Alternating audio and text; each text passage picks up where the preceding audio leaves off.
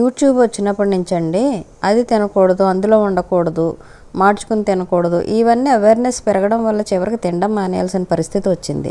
ఇప్పుడు వంట వండాలంటే మనం నాన్ స్టిక్లో వండకూడదంట, అల్యూమినియంలో వండకూడదంట. ఇంకా ఫైనల్గా మనకున్న ఆప్షన్ ఏంటంటే స్టెయిన్లెస్ స్టీల్, దాంట్లో వండితే మాడిపోతాయి. మళ్ళీ మాడినవి తింటే క్యాన్సర్ వస్తుందని యూట్యూబ్లో చెప్తారు. ఇవన్నీ బాధలు ఎందుకండి? ఈ ట్రైప్లై స్టెయిన్లెస్ స్టీల్ వెసల్స్ నేను తీసుకున్నాను, మింత్రాలో ఆర్డర్ పెట్టాను, 3 వచ్చాయి.